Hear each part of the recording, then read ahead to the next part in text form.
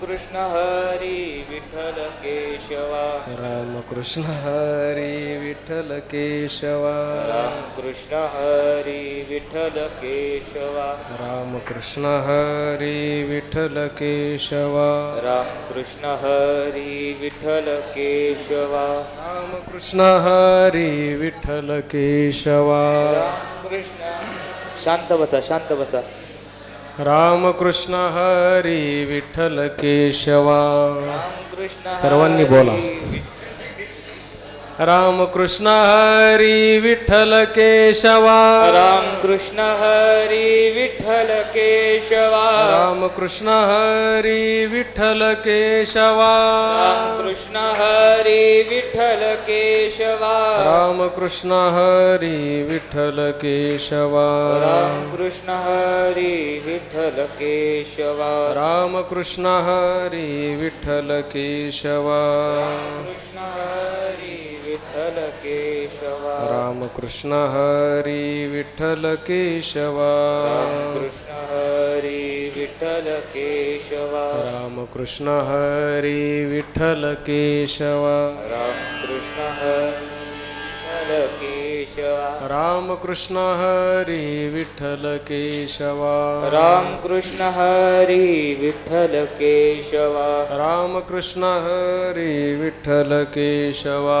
रामकृष्ण हरी विठ्ठल केशवा रामकृष्ण हरी विठ्ठल केशवा रामकृष्ण हरी विठ्ठल केशवा रामकृष्ण हरी विठ्ठल केशवा रामकृष्ण हरी विठ्ठल केशवा रामकृष्ण हरी विठ्ठल केशवा रामकृष्ण हरी विठ्ठल केशवा रामकृष्ण हरी विठ्ठल केशवा रामकृष्ण हरी विठ्ठल केशवा रामकृष्ण हरी विठ्ठल केशवा रामकृष्ण हरी विठ्ठल केशवा कृष्ण हरी विठ्ठल केशवा रामकृष्ण हरी विठ्ठल केशवा रामकृष्ण हरी विठ्ठल केशवा रामकृष्ण हरी विठ्ठल केशवा रामकृष्ण हरी विठ्ठल केशवा रामकृष्ण हरी विठ्ठल केशवा रामकृष्ण हरी विठ्ठल केशवा रामकृष्ण हरी विठ्ठल केशवा रामकृष्ण हरी विठ्ठल केशवा रामकृष्ण हरी विठ्ठल केशवा रामकृष्ण हरी विठ्ठल केशवा रामकृष्ण हरी विठ्ठल केशवा रामकृष्ण हरी विठ्ठल केशवा रामकृष्ण हरी विठ्ठल केशवा रामकृष्ण हरी विठ्ठल केशवा रामकृष्ण हरी विठ्ठल केशवा कृष्ण हरी विठ्ठल केशवा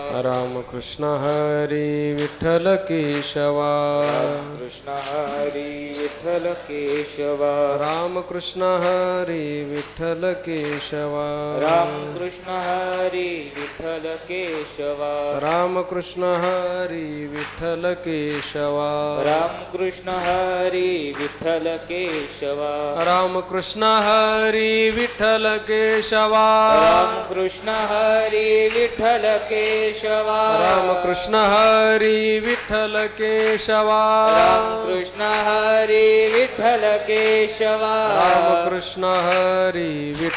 केशवा रामकृष्ण हरी विठ्ठल केशवा रामकृष्ण हरी विठ्ठल केशवा रामकृष्ण हरी विठ्ठल केशवा रामकृष्ण हरी विठ्ठल केशवा रामकृष्ण हरी विठ्ठल केशवा रामकृष्ण हरी विठ्ठल केशवा रामकृष्ण हरी विठ्ठल केशवा रामकृष्ण हरी विठ्ठल केशवा रामकृष्ण हरी विठ्ठल केशवा रामकृष्ण हरी विठ्ठल विठ्ठल केशवा रामकृष्ण हरी विठ्ठल केशवा रामकृष्ण हरी विठ्ठल केशवा रामकृष्ण हरी विठ्ठल केशवा रामकृष्ण हरी विठ्ठल केशवा रामकृष्ण हरी विठ्ठल केशवा रामकृष्ण हरी विठ्ठल केशवा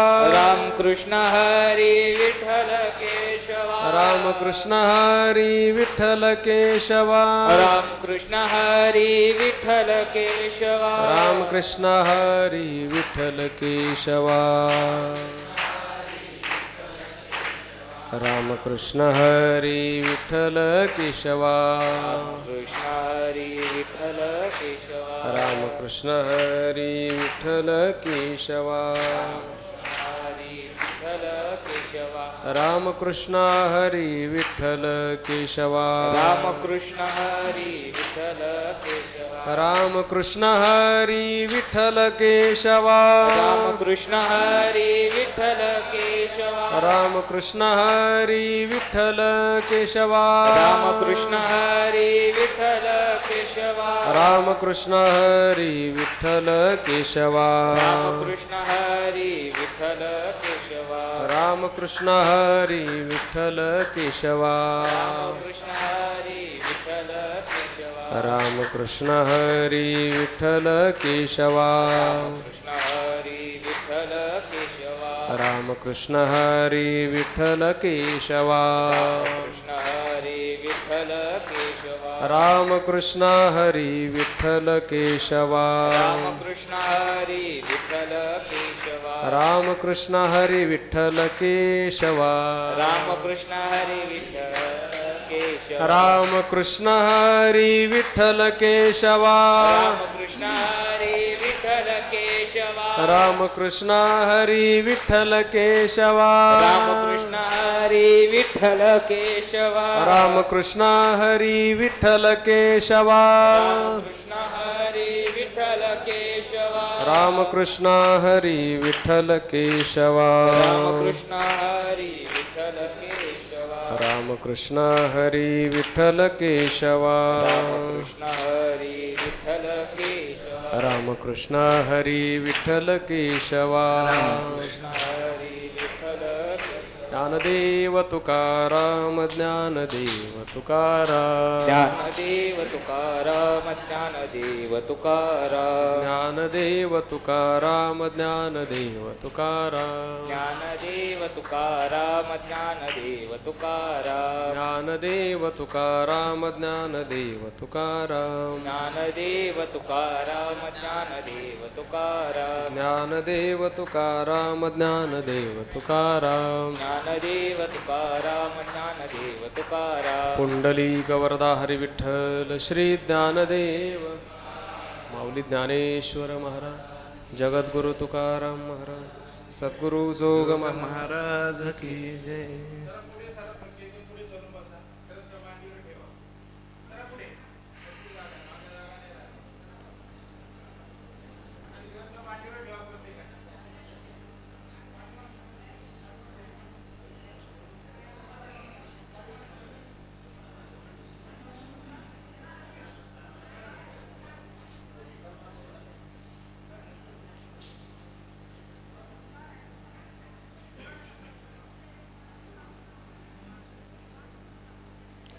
नमो सद्गुरु तुकया ज्ञानदीपा नमो सद्गुरु सच्चिदानंदरूपा नमो सद्गुरु भक्तकल्याणमूर्ती नमो सद्गुरु भास्करा पूर्णकीर्ती.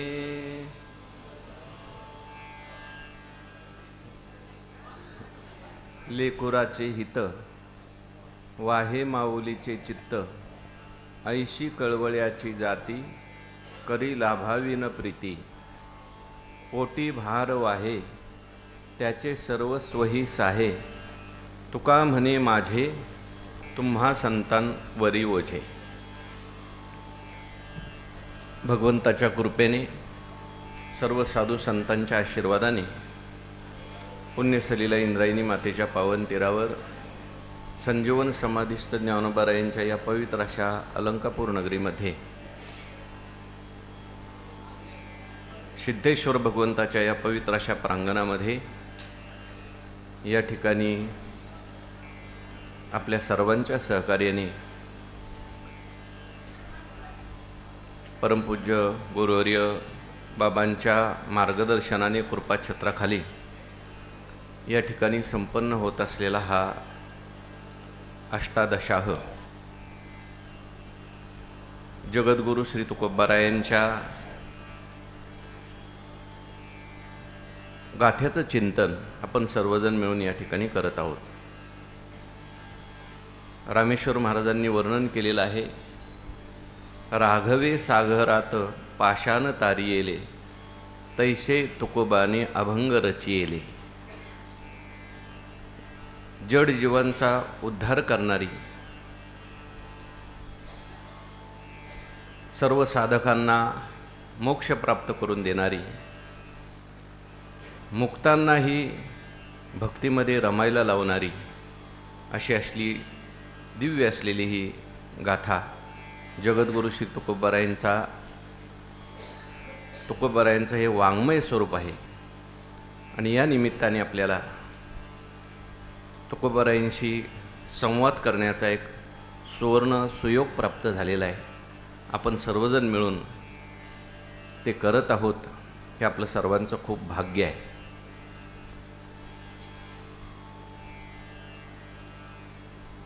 पहिलाच जो अभंग आलेला आहे तो संतांचं वर्णन करणारा अभंग आलेला आहे.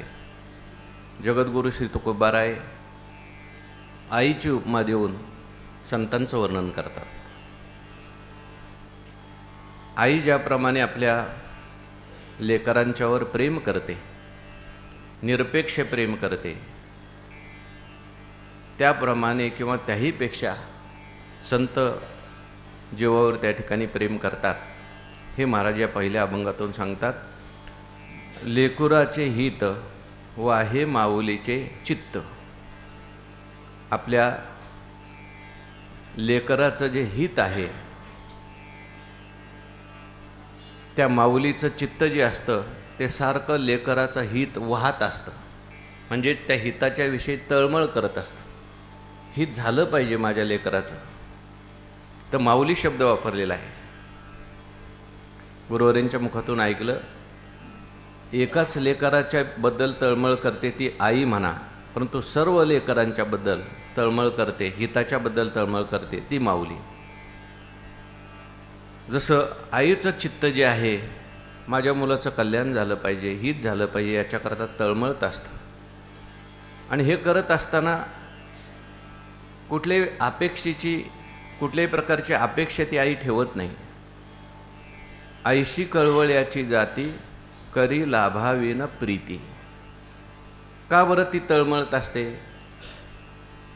कारण तिचा जो स्वभाव आहे, आईचा स्वभावच असा आहे, माऊलीचा स्वभावच असा आहे, कळवळ्याची जाती, प्रेमाची जाती आहे, प्रेमाचा तिचा स्वभाव आहे. करी लाभावीन प्रीती, कुठलाही लाभ नसताना सुद्धा ती प्रेम करते. पोटी भार वाहे त्याचे सर्वस्वही साहे. 9 महिने त्या मुलाचा भार ती आपल्या पोटामध्ये वाहते आणि जन्माला आल्यानंतर, बाहेर आल्यानंतर सुद्धा त्याचं सगळं सहन करते. कदाचित मुलगा जो आहे प्रतिकूल जर असेल, आईला बोलत असेल, शिवाय देत असेल, तरीसुद्धा सहन करते. काही मुलांनीच पाहिलं नाही तरी ती त्याच्यावर प्रेम करते, कारण आपल्या पोटामध्ये तिने वागवलेलं आहे. आणि तिचा स्वभाव जो आहे, आईशी कळवळ्याची जाती, प्रेम करणं हा तिचा स्वभाव आहे. हा दृष्टांत दिलेला आहे, ही उपमा दिलेली आहे. आणि तुकाराम महाराज म्हणतात, तुका म्हणे माझे तुम्हा संतावरी ओझे. हा आईचा दृष्टांत देऊन तुकोबाराय सांगतात, या आईप्रमाणेच तुमचासुद्धा संत स्वभाव आहे. संतांना उद्देशून तुकाराम महाराज म्हणतात, आपला सर्वांचा स्वभाव असा आहे. संतसुद्धा जेणेकरून या साधकरूपी लेकरांचं हित होईल याच्याकरता त्यांच्या चित्तामध्ये त्या हिताची सारखी तळमळ असते. ज्ञानोबारायांनी जी ज्ञानेश्वरी लिहिली एक केवळ हिताच्या तळमळीने लिहिलेली. जगद्गुरू श्री तुकाराम महाराजांनी जो गाथा प्रगट केलेला आहे हा हिताच्या तळमळीने केलेला आहे.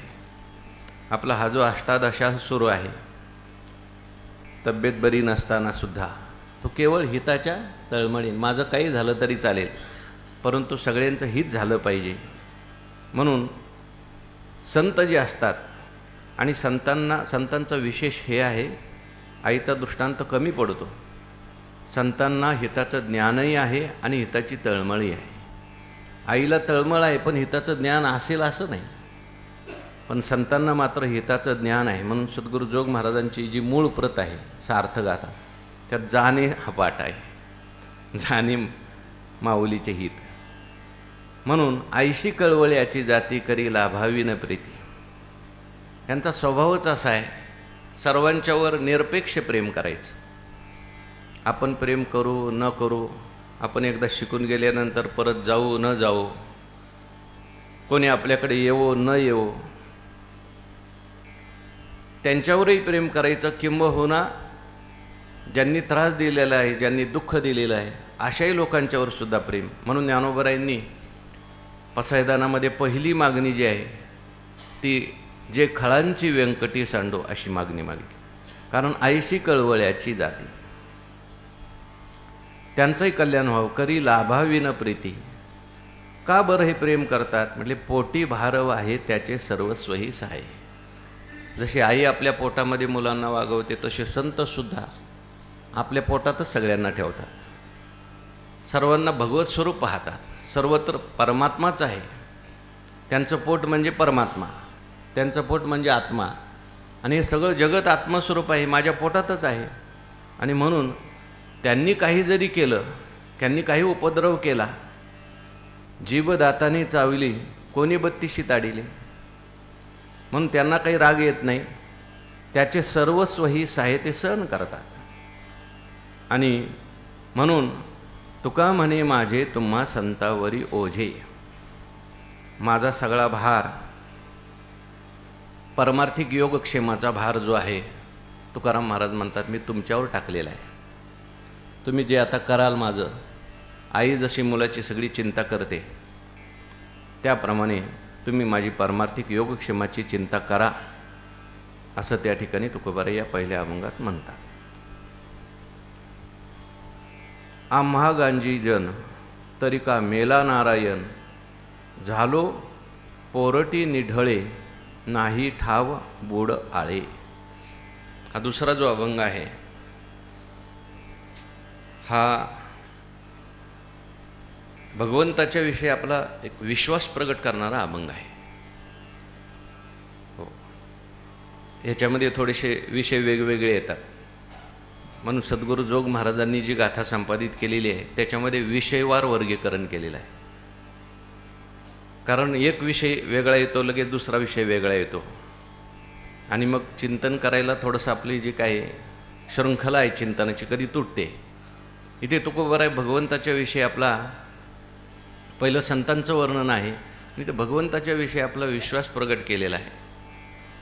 आम्हा गांजी जन तरी का मेला नारायण. आम्हाला जर जन पीडा करत असेल, त्रास देत असेल, तर आमचा नारायण काय मेलेला आहे काय?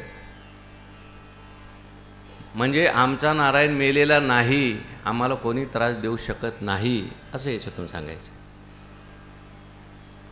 झालो पोरटी निढळे.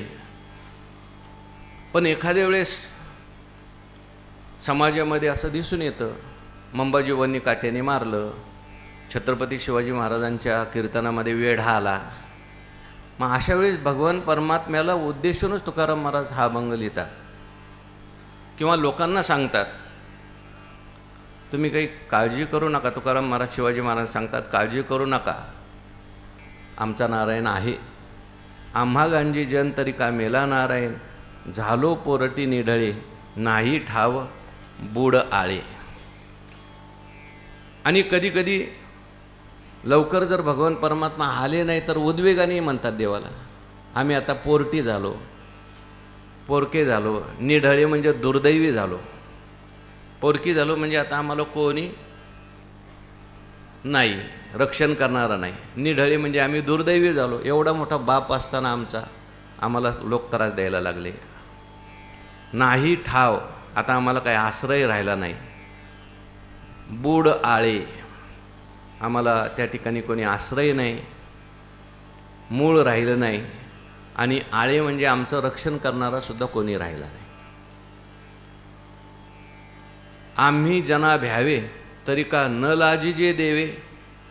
आम्ही जर जगाला भीत असतो, आम्हाला जर जगाला भ्यावं लागत असेल, तर देवाला काही लाज वाटू नये का? कारण आम्ही त्याला सगळं समर्पण केलेलं आहे. आणि एवढं करून जर आम्हाला भ्यावं लागत असेल तर मग देवाला लाज वाटली पाहिजे. तुका म्हणे नग्न भाज तरी ते लाज स्वामीशी. जसं पत्नी जर त्या ठिकाणी नग्न राहत असेल, त्याची लाज स्वामीला आहे, तिच्या पतीला आहे. तसं आम्ही देवाला सर्व समर्पण केलेलं आहे. आणि जर आम्हाला जगाला भ्यावं लागत असेल तर का न लाजी जे देवाने का लाजू नये. तुका म्हणे देश झाला देवाविनी ओस. या ठिकाणी तुकाराम महाराज म्हणतात, सगळ्या देश काय देवाहून ओस पडला का काय? सगळीकडे देव आहे आणि असं असताना सुद्धा आम्हाला जन त्रास देत आहे, आम्हाला लोकांना भ्यावं वाटतंय. मग मला तर असं वाटतंय आता देव वाचून हा सगळा देश ओसच पडला. परंतु ओस पडला असं बनायचं नाही. ओस पडला का काय, अरे बाबा देवा तू काय येत नाहीस, का आमचं दुःख दूर करत नाही, असं एक त्यातून तुकाराम महाराजांचा सूर आपल्याला दिसतो. पुन्हा संतांचं वर्णन आहे. तुम्ही पाय संती माझे ठेवेले चित्ती, आता बाधू न शके काळ झाली विषमे शीतळ. संतांचं वर्णन तुकाराम महाराज करतात. तुम्ही पाय संती माझे ठेवेले चित्ती, तुम्ही संती माझे चित्ती पाय ठेवेले.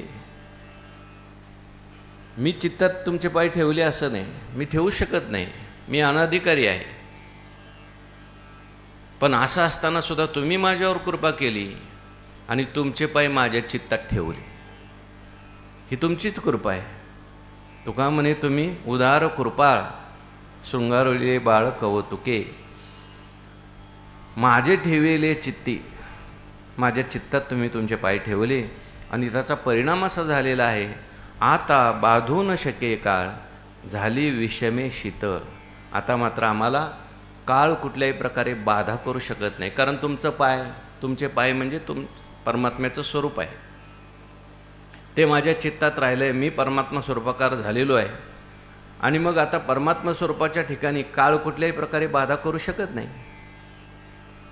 मी परमात्मा स्वरूप झालेलो असल्यामुळे आता मला काळ त्या ठिकाणी बाधा करू शकत नाही. काळ जो आहे तो नाशिवंत पदार्थावर त्या ठिकाणी बाध करतो. परंतु तुम्ही त्या ठिकाणी माझ्या चित्तात पाय ठेवले, तुमचं चिंतन मी केलं आणि मी परमात्मा स्वरूपाकार झालो तुमच्यासारखा. आणि म्हणून झाली विषमे शीतळ. आता बाधू न शके काळ, काळाची बाधा नाही आणि विषमे म्हणजे दुःख जे आहे ती सगळी माझ्या जीवनातली शीतळ झाली, दुःख संपली माझ्या जीवनातली. कारण परमात्मा स्वरूप मी झालो. भय नाही मनी देव वसे घरी राणी. आता मला कुठल्याही प्रकारची भीती नाही. का भीती नाही तर देव वसे घरी राणी. घरात, रानात, आत, बाहेर सगळीकडे परमात्म्याची प्रतीती काय झालेली आहे मला येते. भय जे असतं ते द्वैतामध्ये असतं. दुजे जव जव घडे तव तव संसार भय जोडे. माझ्या जीवनात आता हे द्वैत राहिलेलं नाही, सर्वत्र परमात्मा स्वरूप मला त्या ठिकाणी प्रतीतीला येते. आम्हा हरीच्या दासा काही भय नाही त्रैलोकी, देव मागे पुढे उगवी कोडे संकट. म्हणून भय नाही मनी देव वसे घरी राणी. तुका म्हणे भय आम्हा स्वप्नी तेही नये. मनात तर नाहीच, बाहेर जागृतीत तर भय नाहीच नाही, परंतु आम्हाला स्वप्नात सुद्धा त्या ठिकाणी भय. तुका म्हणे भय आम्हा स्वप्नी तेही नाही. स्वप्नात सुद्धा आता आम्हाला भयाची वार्ता नाही, कारण सगळीकडे परमात्माच झालेला आहे. आणि म्हणून काळाचेही काळ आम्ही विठोबाचे लढीवाळ, करू सत्ता सर्वा ठाई वसो निकट वासे पायी. आम्ही आता कोण झालो? काळाचे सुद्धा काळ झालो. काळ जगाला खाणार आहे, काळाची सत्ता सगळीकडे आहे, पण आम्ही त्या काळाचे सुद्धा काळ झालो. म्हणजे काळाचा मालक आहे परमात्मा. मियाची नियामिला साता काळू ग्रास तसे काळ ग्रास तसे भूता ये म्हणया गते पंडुसुता सकळे जयाची.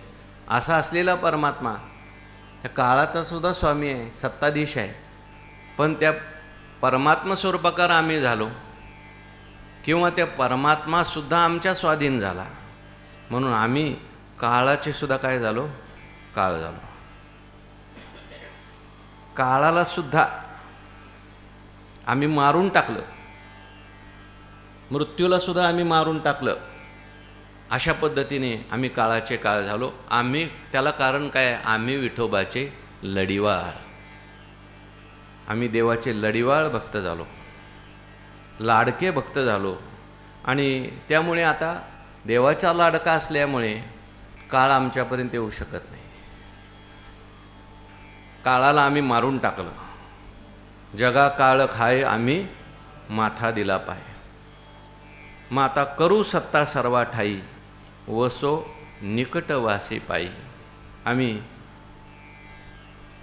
करू सत्ता सर्वा ठाई, सर्व ठिकाणी आता आमची सत्ता आहे. सर्व ठिकाणी परमात्म्याची सत्ता आहे आणि आम्ही परमात्मा स्वरूपाकार झालो. अवघी सत्ता आली हाता,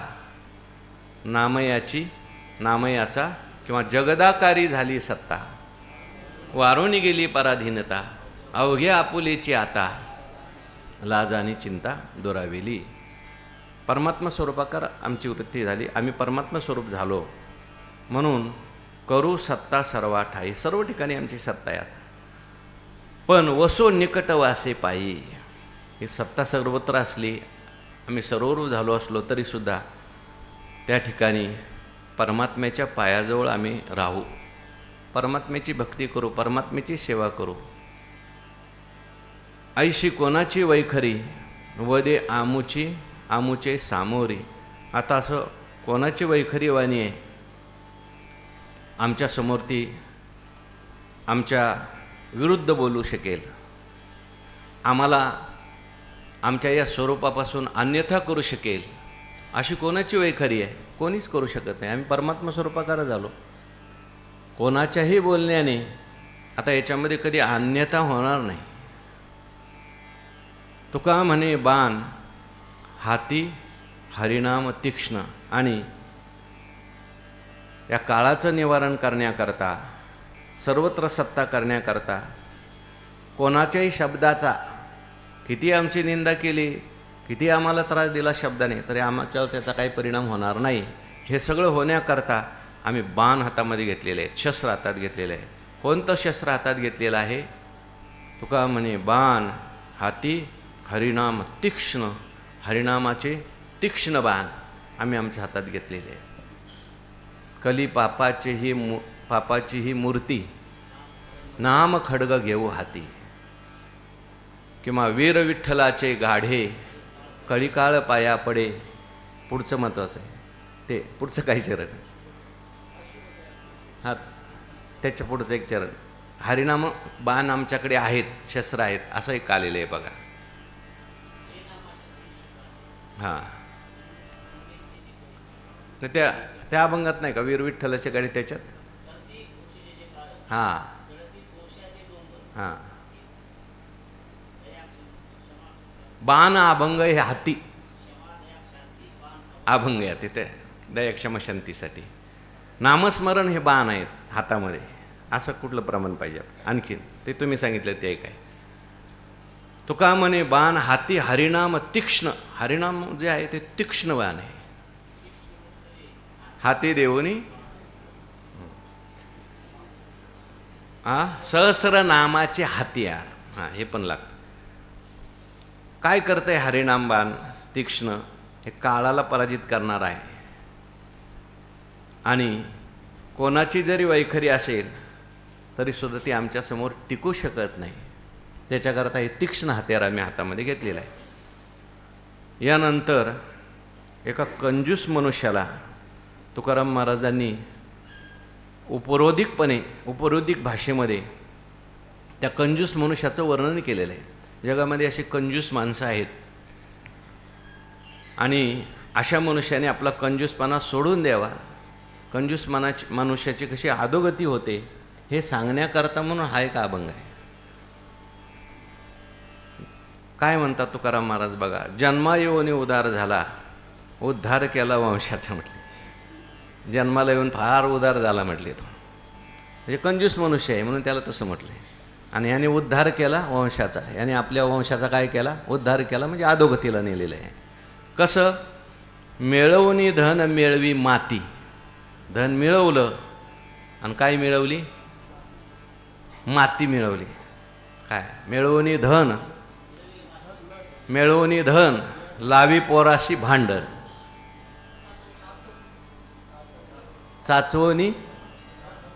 साठवणी धन लावी पोराशी भांडण.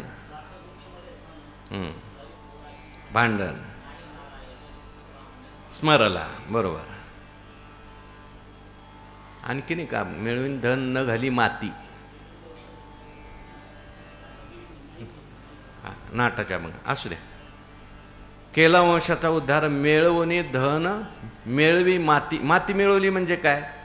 धन मिळवलं भरपूर, पण धनाच्या मोबदल्यामध्ये काही पुण्य मिळवलं नाही ना. नुसतं धन पुरून ठेवलं मातीमध्ये. बरोबर सांगितलं. आणि सदा विपत्ती भोगीत असे अशा मनुष्याला सतत विपत्ती भोगाव्या लागतात. कारण आपलं जे धन आहे ते जर दानामध्ये खर्च झालं नाही तर मनुष्याच्या जीवनामध्ये सगळ्या विपत्ती निर्माण होतात.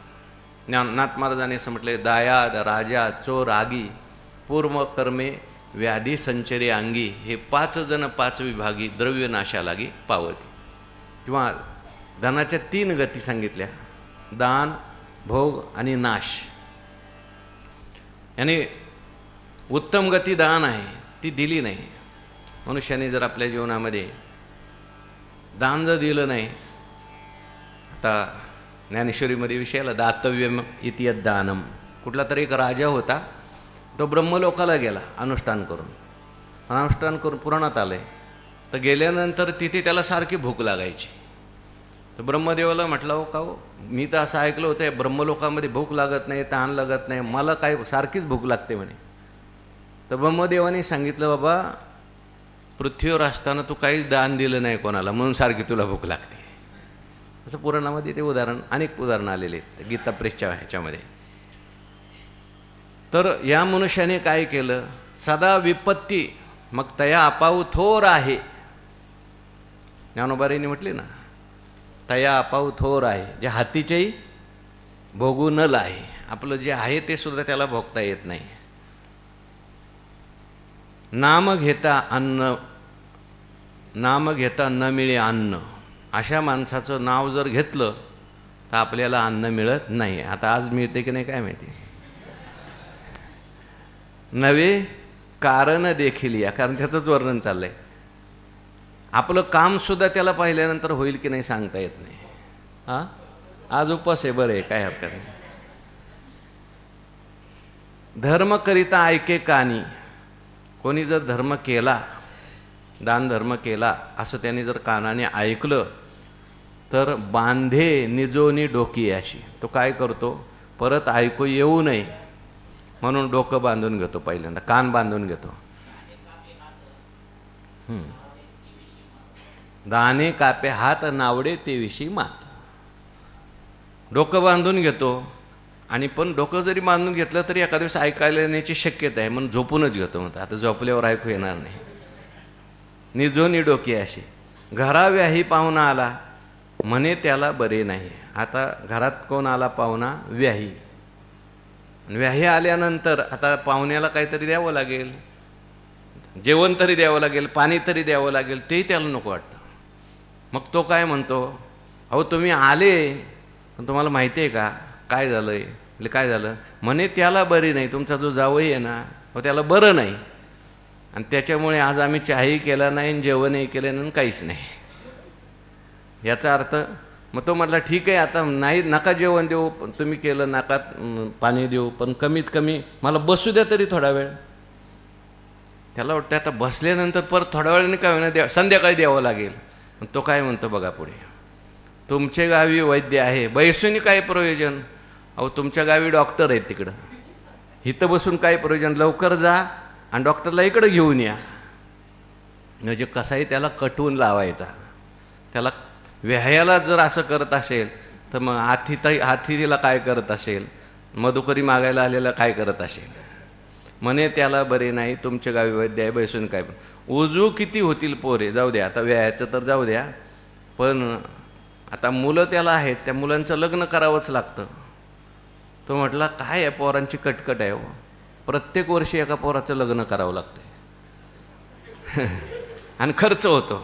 उजू किती होतील पोरे, आता किती पोरं झाली, किती त्या ठिकाणी पोरांची मी लग्न करू. मरता बरे म्हणे, अशी मेलेली चांगली असली पोरं. यांचं लग्न करा, यांना सांभाळा, यांचा शाळेचा खर्च करा, असा कंजूस मनुष्य बोलतो बरं का.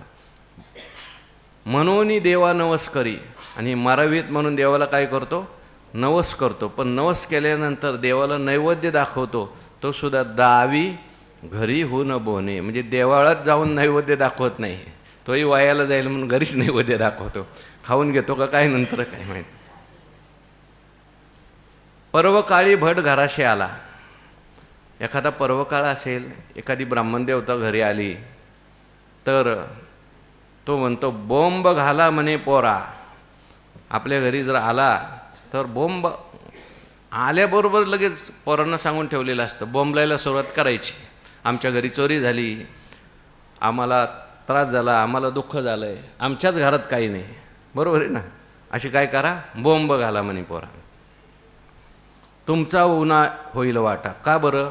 तर हा याला जर दिलं आपण तर या तुमचा वाटा थोडासा उन्हा होईल, कमी होईल. काळ पिठाशी पै आला. अहो ते म्हटले बाबा जाऊ द्या ना, एखाद थोडंसं पीठ देऊन द्या. म्हटले पीठ न्यायला नाही आला, हा काळ आलेला आहे आपल्या घरी, आपलं पीठ घेऊन जायला. असा हा दाढीकरिता आडका गेला, घरात आला बाईले पे. म्हणे आता उगवी मोडी, डोई बोडी आपुली. दाढी करायला गेला आणि दाढी देत असताना त्याने त्यावेळेसचं जे पैसे आहेत अर्धा रुक्का, म्हणजे सुट्टा नव्हता, त्याने एक दिला. आणि तो दाढी करणारा म्हटला माझ्याकडेही सुट्टा नाही. समजा 1 रुपया दिला आणि 8 आणे दाढीचे असतील, दाढीवाला म्हटला नंतर घेऊन जा, तुम्ही आता दिलेलेच आहेत. तर तो म्हणतो हा नंतर देईल की नाही सांगता येत नाही, पैसे तर आपले गेलेले आहेत. घरी आला, पत्नीजवळ आला, घरात आला बाईले पे. म्हणे आता उगवी मोडी. म्हणजे आता जी परंपरा आलेली आहे सौभाग्यवतीने केस ठेवण्याची, ही जुनी पद्धत आता सोडून टाक, आता मॉडर्न जमाना आलेला आहे. उगवी मोडी म्हणतो. डोई बोडी आपुली, ह्या पैशाकरता तू आपलं डोकं भादरून घे म्हणतो.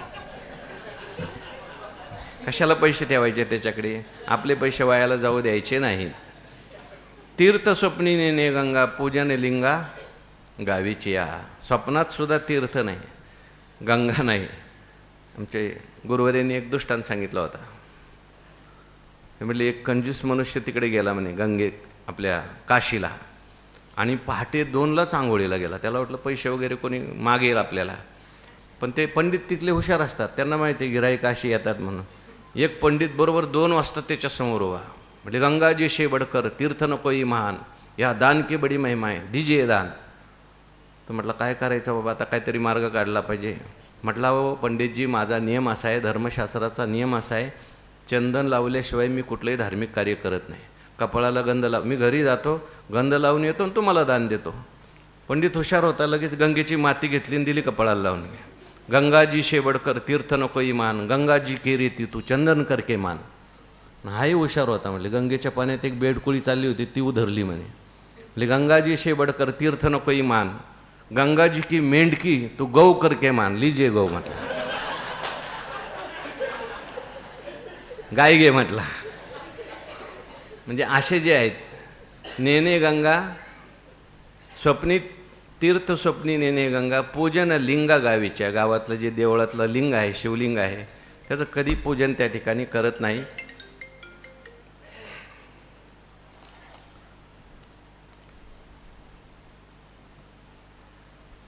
आडकुनी दार बैसेद्वारी आल्या घर म्हणे ओस. घरात जर कोणी आलं येत असेल तर दार लावून त्या ठिकाणी बसतो. माझं घर त्या ठिकाणी बंद करून बसतो. ओस पडलेलं आहे, रिकामं झालेलं आहे, काही नाही घरामध्ये असं म्हणतो. माझ्या भय वाटेची ती. आता तुकाराम महाराज शेवटी म्हणतात, अशाही लोकांच्या विषयी मला भीती वाटते, मला तळमळ वाटते. माझ्या भय वाटे चित्ती नरका जाती म्हणून, हे नरकाला जातील असं वागल्यामुळे म्हणून मला खूप भीती वाटते देवा. तुका म्हणे ऐसे आहेत गा हरी याही तारी जीवाशी. असे जरी लोक असले तरी हे देवा त्यांचासुद्धा तू काय कर, उद्धार कर. त्यांचाही बुद्धीमध्ये बदल कर आणि हळूहळू त्यांचाही उद्धार कर. जाणे वर्तमान परिते न वारे त्याच्याने, तोही कारणाचा दास देव म्हणविता पावे नाश. जाणे वर्तमान परी ते न वारे त्याच्याने. एखादा मनुष्य आपल्या जीवनामध्ये असं असं होणार आहे असं जाणतो, ज्योतिषी असेल किंवा एखादा सामान्य मनुष्यसुद्धा असेल. जोग महाराजांनी सामान्य मनुष्य घेतलं आहे, खांदारकर महाराजांनी ज्योतिषी घेतलं आहे. त्याला कळलं आहे की आपल्या जीवनात आता असं घडणार आहे, वाईट घडणार आहे, घटना घडणार आहेत. पण जरी जाणलं तरीसुद्धा परी ते न वारे त्याच्याने, त्याचं निवारण त्याला करता येत नाही. तोही कारणाचा दास. का निवारण करता येत नाही? कारण मनुष्य जो आहे तो कारणाचा दास आहे, प्रारब्ध कर्माचा काय दास आहे. जसं कर्म केलेलं आहे, जसं जीवनात घडलेलं आहे, तसं आता पुढे होणारच आहे. तोही कारणाचा दास देव म्हणविता पावे नास. याचे एक दोन अर्थ केलेले आहेत. आपण योग्य अर्थ मला सांगा खाली बसलेल्यानी बरं का. देव म्हणविता पावे नास. खांदारकर महाराजांनी अर्थ केलेला आहे की देवाचं नामस्मरण केलं वगैरे तर प्रारब्धाचा त्याचा काय होईल, नाश होईल. आणि जोग महाराजांनी असा अर्थ केलेला आहे की नुसतं मी देव आहे असं म्हणून काही नाश होणार थोडा आहे त्या कारण प्रारब्धाचा. हां हो, प्रश्नचिन्ह द्यावं लागेल. हा बरोबर आहे आपलं अर्थ, म्हणजे सुसंगत वाटतो. देव म्हणविता पावे नाश. कदाचित तो एका जनार्दनी भोग प्रारब्धाचा हरिकृपे त्याचा नाश झाला असं होईल, पण ते करत नाही. तो देव म्हणविता पावे नाश हेही करत नाही. वेचे अनुष्ठान सिद्धी करावया प्रसन्न. मग अनुष्ठान करतो सगळं, पण कशा करता? मला सिद्धी प्राप्त व्हाव्यात, मला काही फलप्राप्ती व्हावी, याच्याकरताच सगळं अनुष्ठान वेचतो, खर्च करतो. आपलं अनुष्ठान जे आहे ते खर्च नाही झालं पाहिजे. एखादी सिद्धी मिळाली, एखादं लौकिकातलं फळ मिळालं तर सगळं अनुष्ठानाचं पुण्य त्याच्यामध्ये काय होतं, खर्च होतं. म्हणून वेची अनुष्ठान सिद्धी करावया प्रसन्न. तुका म्हणे त्याचे मुद्दल गेले हाट वेचे. अशा मनुष्याचं जे मुद्दल आहे, मनुष्यदेहरूपी मुद्दल त्याला मिळालं होतं परमात्मा प्राप्त करण्याकरता, पण गेले हाट वेचे. बाजारात सगळं वेचून गेलं, नष्ट झालं त्याचं मुद्दल. ह्या संसाररूपी बाजाराचं चिंतन करताना, संसारातल्या गोष्टी मिळवतानाच त्याचं सगळं मुद्दलामध्ये पडे तोटा, ऐसा खोटा उदीम, असा त्याचा व्यापार सगळा झालेला आहे. मग अशा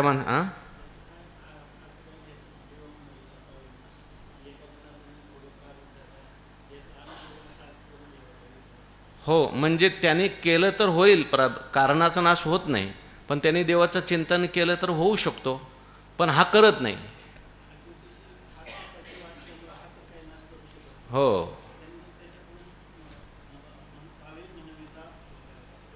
हां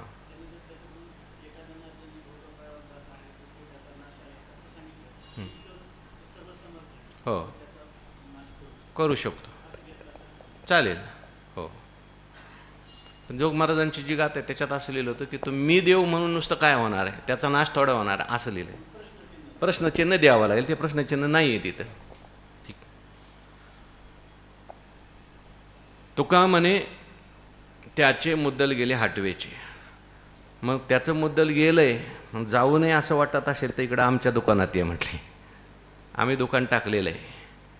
घातला दुकान पडिये तैसा आहे वान. आमचं दुकान कसं आहे, त्याच्यामध्ये ज्याला जे आवडतं तो वान आमच्याकडे आहे.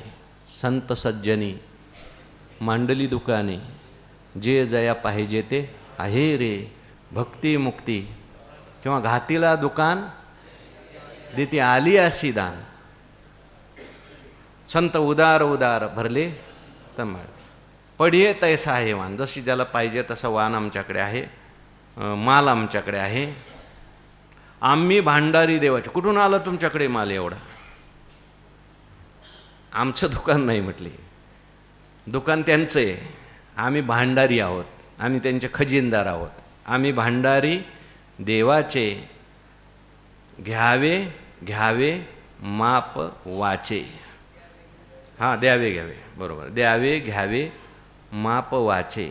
आम्ही देवाचे भांडारे आहोत. आम्ही त्या ठिकाणी माप देतो आणि माप घेतो. कोणतं माप देतो आणि कोणतं माप घेतो?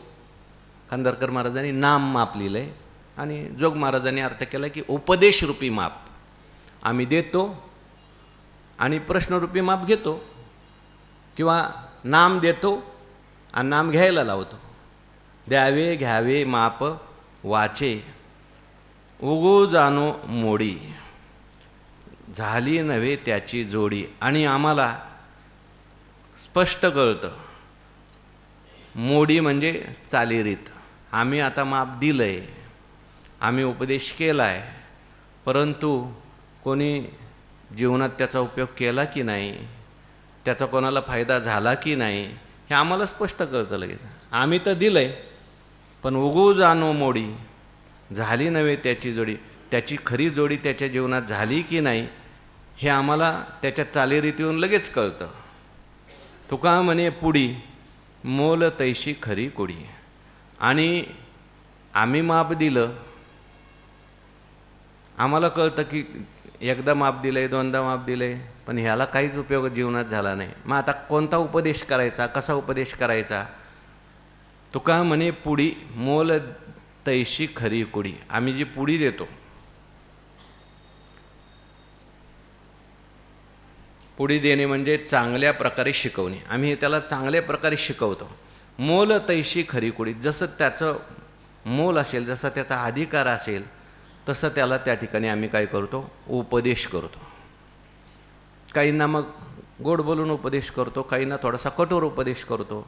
खरी कुडी. साधाविले एका सरे अवघ्या लोका.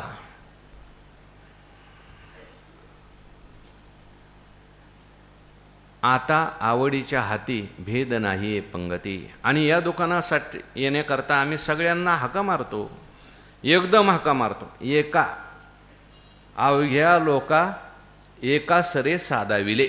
एकदम आम्ही सगळ्या लोकांना हाका मारतो, अहो या या या, सगळ्यांनी या. या रे या रे लहान थोर, याती भलते नारी नर. अवघ्या लोका.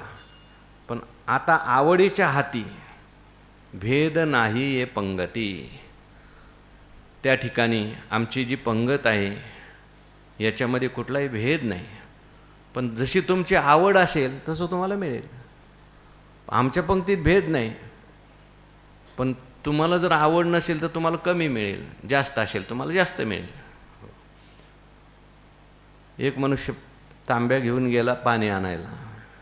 विहिरीतून तांब्या भरला आणि विहिरीला म्हणायला लागला, एवढंच मला तांब्यावरच पाणी दिलं. विहीर म्हटली नदीत जा. नदीत तांब्या भरून गेला, नदीतून तांब्या भरला, एवढंच दिलं का म्हणे. ते म्हटलं समुद्रात जा. समुद्रात तांब्या भरला आणि म्हटलं तू एवढं लांब आलो मी, तुझ्याकडं आलो, एवढा मोठा समुद्र, मला तांब्यावरच पाणी दिलं. तो समुद्र म्हटला माझा दोष नाही, तुझा तांब्या किती मोठा आहे त्याच्यावर आहे. तसं तुमचा जसा अधिकार असेल, आवडीच्या हाती भेद नाही पंगती, मोकळीचं पोती नाही पुसायाची गुंती. आमची सगळी पोती मोकळी ठेवलेली आहेत, उघडी ठेवलेली आहेत. तुम्हाला काय घ्यायचं आहे ते घ्या. विचारायचं सुद्धा त्या ठिकाणी गुंता नाही, काम नाही. तुका म्हणे बरा आहे ढसाळ व्यवहारा. आम्ही व्यवहाराच्या बाबतीत बरे आहोत, चांगले आहोत आणि ढसाळ आहोत, ढसाळ देणारे आहोत. उदारपणे सगळं वाटणार आहोत. आम्ही वाटणारे आहोत, पण तुम्ही तुमचं जे प्रेम असेल त्याप्रमाणेच तुम्हाला मिळेल. मग तुमचं प्रेम वाढवा, आवड वाढवा, तुम्हाला मिळेल. तडामोडी करा, त्याच्याकरता काय करावं लागेल? परी उत्तम ते भरा. तडामोडी करा म्हटले. घरातील देहेंद्रिय आदी किडूक मिडूक वस्तूचा काय करा? सगळ्या मोडून टाका घरातल्या वस्तू. म्हणजे त्याचं तादात्म्य सोडा. तडामोडी करा, परी उत्तम ते भरा. आणि उत्तम असलेला जो परमात्मा आहे तो भरा घरामध्ये. बाकी घरातले सगळे जे आत बसलेले आहेत ते सगळे बाहेर घालून द्या, त्याची काडीमोड करून टाका, ते विकून टाका सगळं. कारण त्याच्यामुळे परमात्मा भरायला तुम्हाला जागा नाही राहिलेली. म्हणून तडामोडी करा, परी उत्तम ते धरा. किंवा बाकीचं काही नुकसान झालं तरी होऊ द्या, पण उत्तम ते भरा. जेने खंडे एके खेपे, जाय तेथे लाभ ओपे. ज्यामुळे उत्तम जर तुम्ही भरलं, नामस्मरण भरलं, परमात्मा जर घरात भरला, देहरूपी घरात भरला, तर जेने खंडे एके खेपे, एकाच खेपेत तुमच्या सगळ्या पुढच्या खेपा आहेत त्या काय होतील? खंडून जातील. काय? तैसे येणेची शरीरे, शरीरा येणे शरे, किंबहुना येर झारे. हां, सगळे जन्म तुमचे खंडन होऊन जातील. म्हणून ते तुम्ही भरा. जाय तेथे लाभ ओपे. आणि जिथं तुम्ही जाल तिथं तुमचा हा लाभ विकला जाईल. हरिनामाचा लाभ, पुण्याचा लाभ, भक्तीचा करा. हरिभक्ती परलोकी ये कामा, सोडविल यमापासून या. जाय तेथे लाभ ओपे. जिथे जाताल तिथे हा लाभ तुमचा विकला जाईल. दाविल्यासारिखे मागे नसावे पारिखे. तुम्ही ज्या सुरुवातीला त्या ठिकाणी जसा भाव दाखविला, श्रद्धा दाखवली, त्याच्यात मागे नसावे पारिखे. पुढे मात्र त्या ठिकाणी लाभ प्राप्त झाल्यानंतर, हे भरल्यानंतर ती श्रद्धा तुमची शेवटपर्यंत टिकली पाहिजे. नंतर तुम्ही आमच्यापासून पारकं होऊ नका, संबंध तोडू नका. आमच्याबरोबर कायम राहा तुम्ही. हा लाभ तुम्ही कायम घेत चला.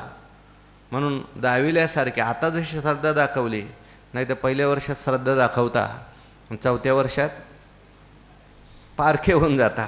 तसं करू नका. सुरुवातीला आल्या खूप श्रद्धा असेल आणि नंतर आम्हाला पारखे झालात तुम्ही, आमचा संबंध सोडला, असं करू नका.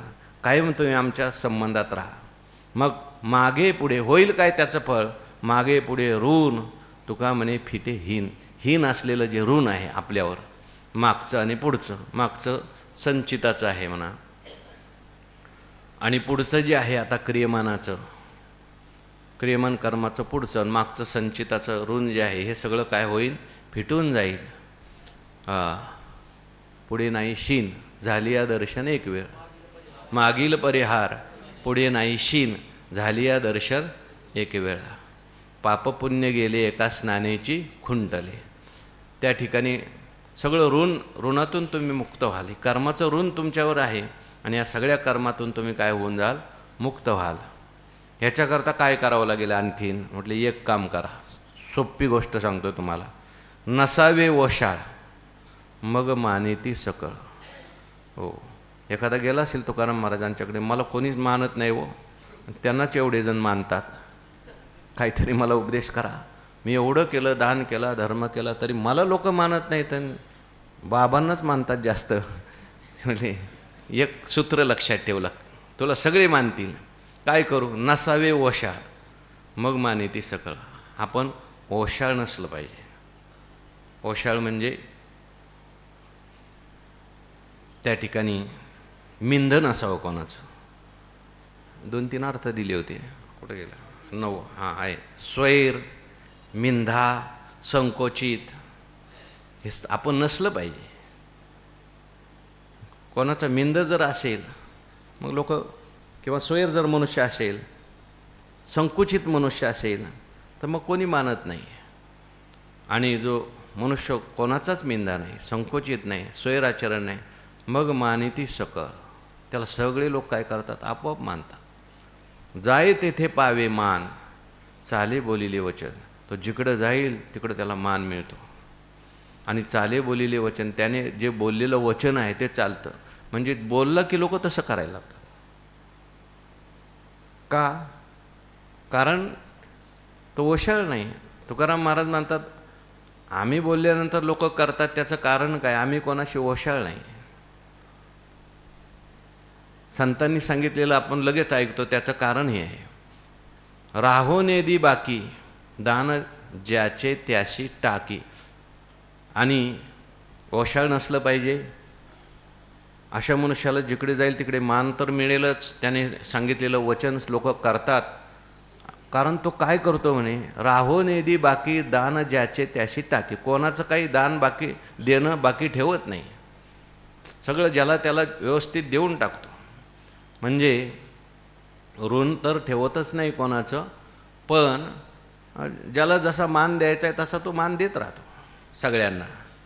कोणाचंच काही शिल्लक, कोणाचं ऋण आपल्याकडे शिल्लक ठेवत नाही. राहो नेदी बाकी, दान ज्याचे त्याशी टाकी. ज्याचं त्याला तो देत राहतो.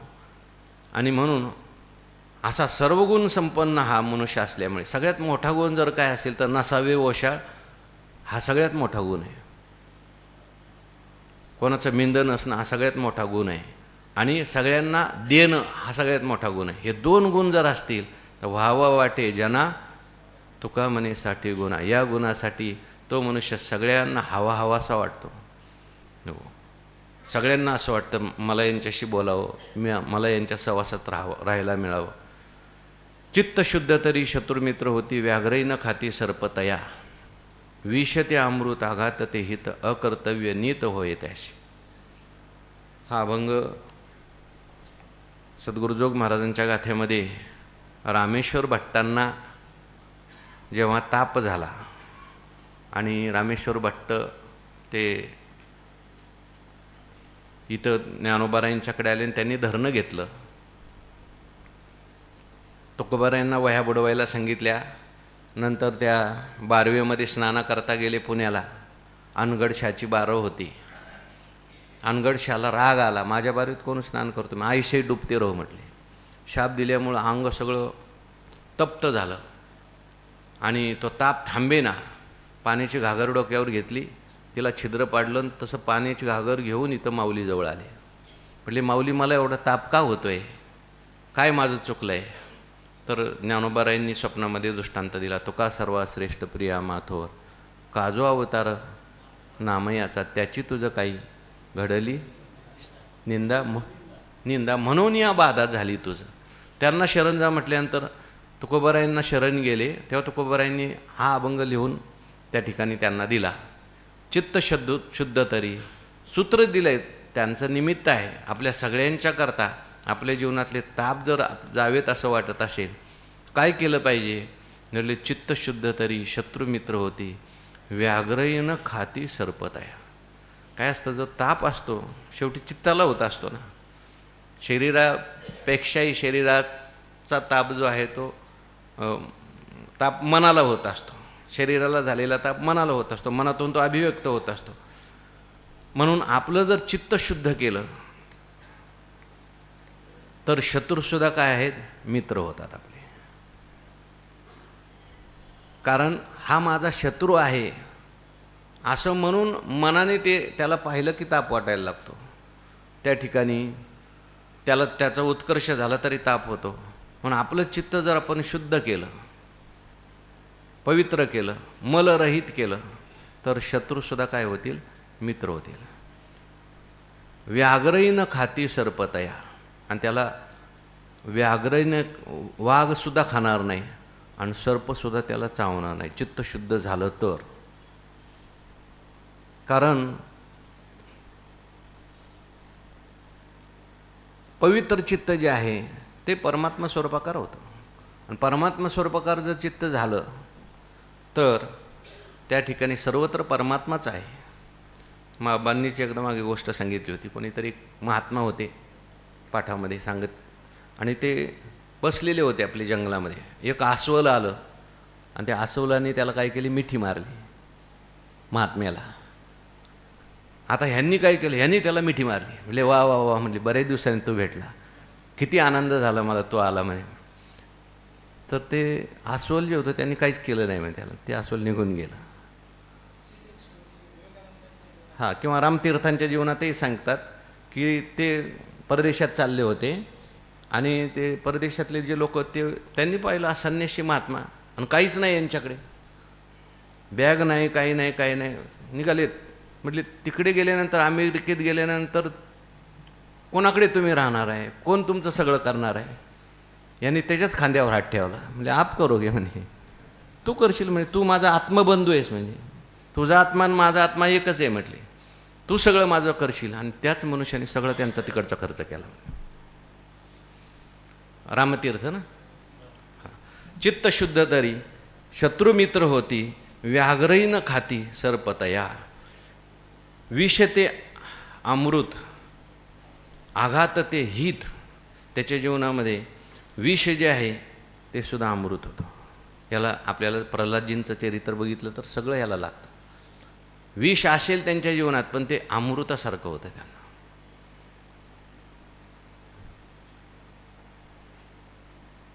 आघात ते हित, त्यांच्यावर आलेले आघात जे आहेत ते सुद्धा त्यांचं हितच करतात. अनेक प्रकारचे आघात आले, पण त्या आघाताने प्रल्हादजींचं काहीच झालं नाही, उलट हित झालं. उंच कड्यावरून फेकून दिलं, उकळत्या तेलात टाकलं.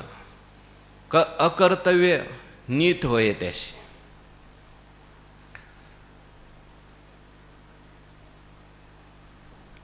कदाचित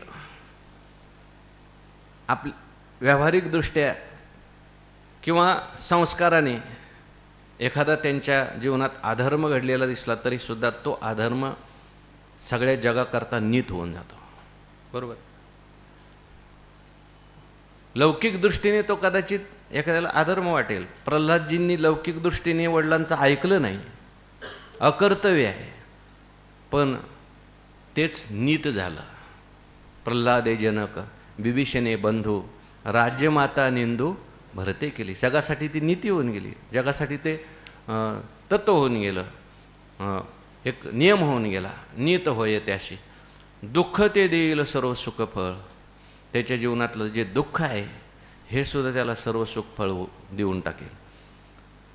दुष्काळी आटला द्रव्यनेला मान, श्री कान्नान्न करता मेली. दुःखाचे आले, अनेक प्रसंग आले, पण त्या दुःखानेच त्याला पुढे सर्व सुख प्राप्त करून दिलं, परमात्मा प्राप्त करून दिला. म्हणून चित्त शुद्ध झालं, दुःख जरी जीवनात आलं तरी ते दुःखसुद्धा आपल्याला देवाकडे घेऊन जाणार राहील, आपल्याला देव प्राप्त करून देईल. चित्तशुद्धीनंतरचं दुःखसुद्धा त्याला सर्व सुख फळ देईल. होतील शीतळ अग्निज्वाळा. अग्नीच्या सगळ्या ज्वाळासुद्धा त्याच्याकरता काय होतील, शीतळ होतील. आवडेल जीवा, जीवाचे परी सकळा अंतरी एक भाव. आवडेल जीवा जीवाचे परी. त्या ठिकाणी सगळ्या जीवांना तो आपल्या जीवापेक्षा सुद्धा जास्त आवडेल, किंवा जीवासारखा आवडेल. आपल्या जीवासारखं सगळे लोक याच्यावर प्रेम करतील. सकळा अंतरी एक भाव. सर्वांच्या अंतरामध्ये त्याच्याविषयी त्या ठिकाणी भाव राहील, प्रेम राहील. तुका म्हणे कृपा केली नारायणे, जाणी जेते येणे अनुभवे. म्हणून तुकाराम महाराज म्हणतात, हे सगळं मी तुम्हाला कशाकरता सांगतोय, हे सगळं जर तुमच्या जीवनात घडलं तर समजायचं तुमच्यावर नारायणाने कृपा केलेली आहे. या अनुभवाने नारायणाने आपल्यावर कृपा केलेली आहे हे आपल्याला जाणून घेता येतं. महाराजांच्या जीवनातला प्रसंग आहे. महाराज इथे अजनवृक्षाखाली पारायण करायला बसले आणि चिमण्या उडून गेल्या. हो, चिमण्या उडून गेल्या म्हणून महाराजांना वाईट वाटलं. मी आलो म्हणून चिमण्या उडून गेल्या. म्हणजे अजून माझा अवघी भूते साम्य आली, देखिली कैम्या होती, विश्वास तो खरा मग पांडुरंग कृपेचा. याचा अर्थ त्यांना माझी भीती वाटते, याचा अर्थ अजूनही माझ्या मनात थोडंसं द्वैत आहे.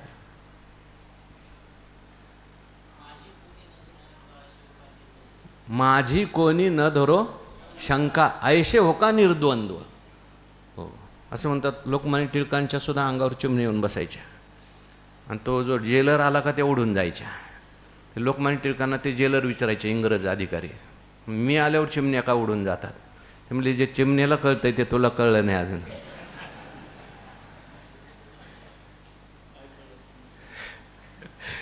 चिमण्याला जे कळलंय चित्त शुद्ध तरी शत्रुमित्र होती, हे तुला अजून कळलं नाही. माझं चित्त शुद्ध आहे आणि तुझं चित्त शुद्ध नाही हे चिमण्याला कळलंय. खाणार नाही. तो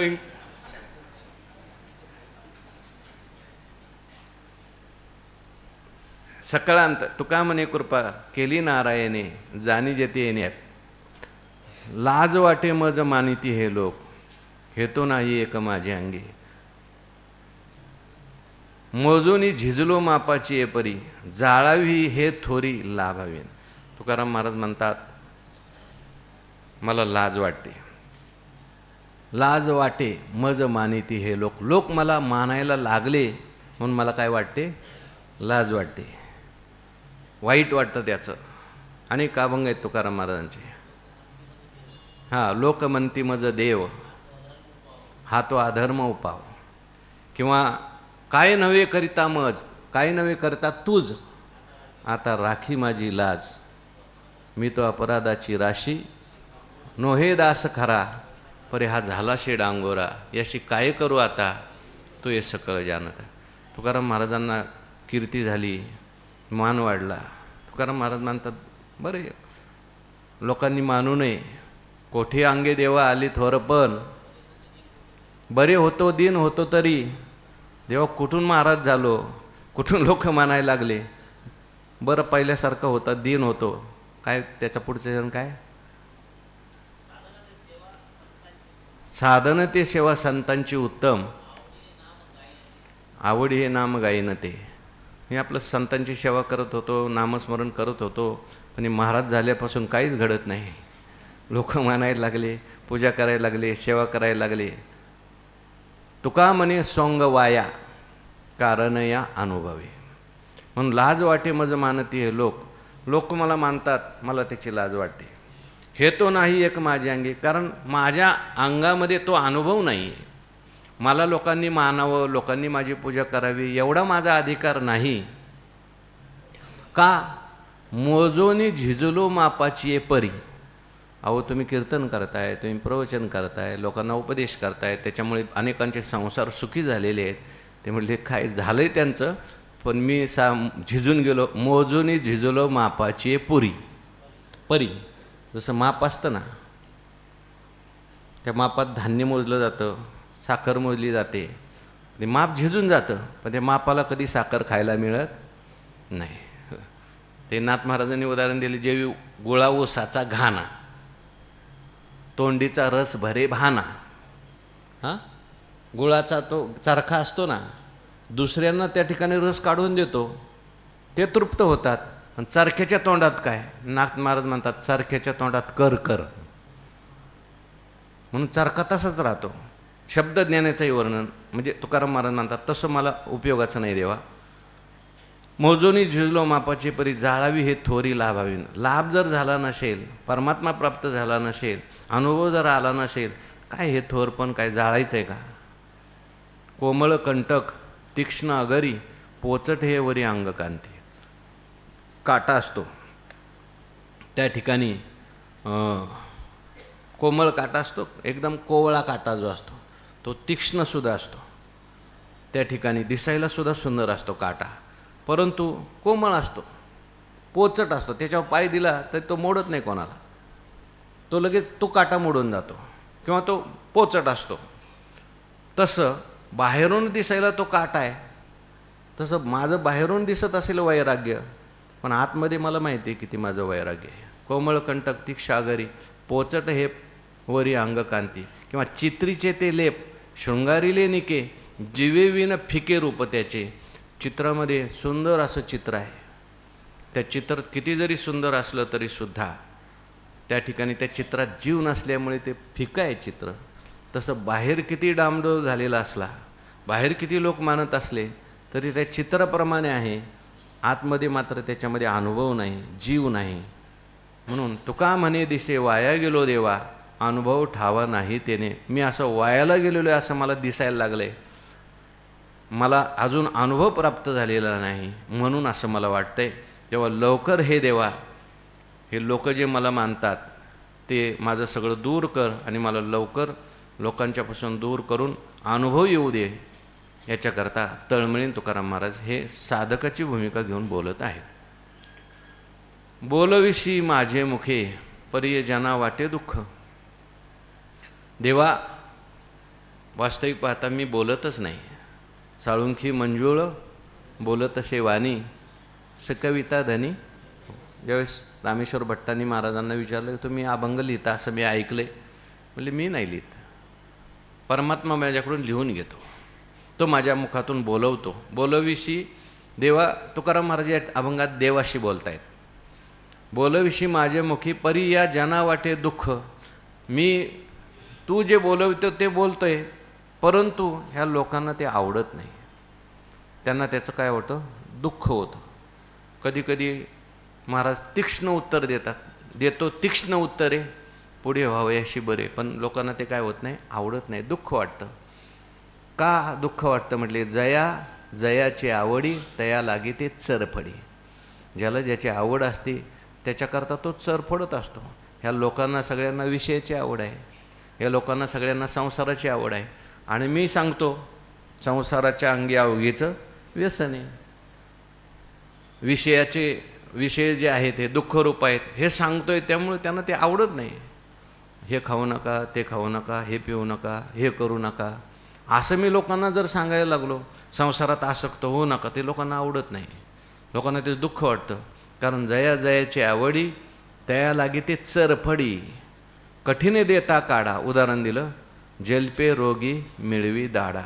एखादा वैद्य जो असतो रोग्याला काढा देतो, कडू काढा देतो, बरं व्हावं रोग्याने असं वैद्यांना वाटत असतं, डॉक्टरांना वाटत असतं. पण डॉक्टरांनी त्यांना गोळी दिल्याबरोबर, काढा दिल्याबरोबर तो जलपे. तो काय डॉक्टर, अहो तुम्ही असलं मला कठीण औषध दिलं, एवढं मला कडू औषध दिलं. आणि पूर्वीचे वैद्य होते की ते तोंडातच घालत होते औषध. ते म्हणतात की रोगी मिळवी दाढा, तोंड झाकून घेतो. हां, तोंड, हां, दाढ एकदम काय करतो, चिकटवतो, आणि तुम्हाला मी तोंडात माझ्या घालू देणार नाही असं म्हणतो. जलपे, आणि नको नको ते बोलतो. खाऊ नये तेची मागे, आणि जे खायला नाही तेच मागे. डॉक्टरांनी सांगितलं आंबट खाऊ नका, तिखट खाऊ नका, गोड खाऊ नका, तुम्हाला शुगर झालेली आहे. पण तो म्हणतो आज मला पंक्तीत गुलाबजामुन खाऊ द्या तेवढी. खाऊ नये त्याची मागे, आणि निवारिता रडो लागे. आणि जर निवारण करायला लागलं तर रडतो.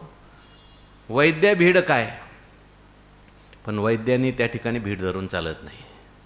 आम्ही वैद्य आहोत, नहो आम्ही वैद्य. अर्थाचे भुकेले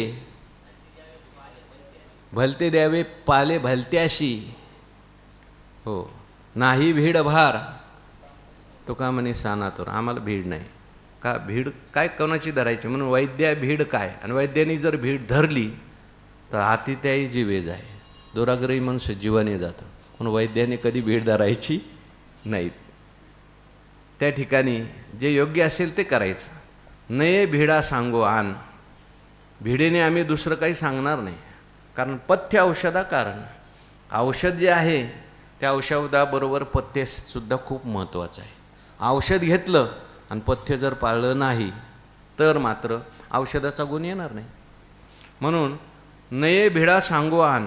भिडेने आम्ही दुसरं काही सांगणार नाही. नाही ठीक आहे बाबा, खाल्लं तरी चालेल, तुम्हाला डायबिटीज झालं आहे पण खा थोडीशी साखर, असं आम्ही सांगणार नाही. तसं आम्ही विषयात दुःख आहे हेच सांगणार, संसार हा दुःखरूप आहे हेच सांगणार, आणि नामस्मरणाचं पथ्यच सांगणार, किंवा त्या ठिकाणी ह्या विषयात आसक्ती सोडलीच पाहिजे हे सांगणार. कारण त्याच्याशिवाय तुम्हाला औषधाचा गुण येणार नाही, परमार्थाचा गुण येणार नाही, भक्तीचा गुण येणार नाही, नामस्मरणाचा गुण येणार नाही. पथ्यसुद्धा तुम्ही पाळलं पाहिजे. कोणतं पथ्य पाळायचं? धन माया पुत्र दारा हे तो आवडी नरकात हारा. धन पुत्र दारा आणि माया. माया शब्दाचा अर्थ आपण प्रेम लिहिलेला आहे बाबा. माया काय अर्थ? प्रेम अर्थ लिहिलेला आहे. धन माया पुत्र दारा हे तो आवडी नरकात हारा. म्हणजे याची आवड ही आहे ती नरकाला घेऊन जाणारी आहे. पण त्याच्यामध्ये कोण कोण आहेत? एक धन आहे, पुत्र आहे, दारा आहे. तर माया शब्दाचा अर्थ मोह असा अर्थ करावा लागेल. किंवा माया शब्दाचा अर्थ नाही, श्रीत आलेली पुढं दारा. माया शब्दाचा अर्थ अज्ञान किंवा ममता. ममताही आलेलीच, आवडी शब्दात आलेलीच आहे पुढं. हां, किंवा मग धन माया पुत्र आणि दारा, किंवा धन पुत्र दारा यांची माया, हा मोह आसक्ती. पण पुढं हे तो आवडी, ह्याची आवडी नरकात हार आहे. आसक्तीसाठी आवडी शब्द आलेला आहे पुढे. या सगळ्यांची जी आवड आहे ती नरकाला घेऊन जाणार आहे. तुका म्हणे यात हां हां हां हो हो हो हो. तुका म्हणे यात आवडे ते करा मात. आता मी हे तुम्हाला सगळं सांगून ठेवलेलं आहे. याच्यात यथेच्छशी तुम्हाला जे आवडेल ते करा. हे तुम्हाला सांगून ठेवलं आहे. चांगलं काय आहे, वाईट काय आहे, हे सगळं सांगितलं आहे. तुम्हाला आता जे आवडेल ते करा. पण तुम्हाला रुचतं की नाही मला माहिती नाही. का बरं असं बोलता तुकाराम महाराज? कारण त्याचा नियम असा आहे, म्हणले पतिव्रते आनंद मनी, शिंदळ खोचे व्यविचार वचनी. प्रतिवतेला आनंद होतो, पण शिंदळी जी असते, वाईट वागणारी जी असते, ती मात्र तिला मात्र वाईट वाटतं. व्यविचार वचनी, व्यविचार करू नका असं वचन त्या ठिकाणी बोलल्याबरोबर वाईट वागू नका असं म्हटल्यानंतर चांगल्या माणसांना आनंद वाटतो. पण जे वाईट वागणारे त्यांना वाटतं तुम्ही कोण आम्हाला सांगणार आहे? आणि जगात सगळेच वाईट वागतात, त्यांचं कुठं वाईट झालेलं आहे? म्हणून पतिव्रते आनंद म्हणे, शिंदळ खोचे व्यभिचार वशनी. तिला मात्र त्या ठिकाणी त्रास होतो, दुःख होतं. जळो वर्म लागो आगी, शुद्धपण भले जगी. म्हणून तुकाराम महाराज म्हणतात जळो वर्म लागो आगी, शुद्धपण. शुद्धपण हे चांगलं आहे आणि जे अशुद्धपण आहे ते मात्र त्याला आग लागो. वाईट वागणं त्याला आग लागो आणि शुद्धपण हेच जगामध्ये चांगलं आहे, भलं आहे. इथे शंका आहे बरं का, या वर्म शब्दाचा अर्थ काय करायचा? आणखीन विद्वान असतील तर सांगा कोणी खाली. जळो वर्म लागो आगी, शुद्धपण भले जगी. म्हणजे महात्मे लोक आहेत, कोणी कसं चिंतन करतो, कोणी कसं चिंतन करतं. या वर्म शब्दाचा अर्थ जो आहे अशुद्धपणा असा जोग महाराजांनी केला आहे.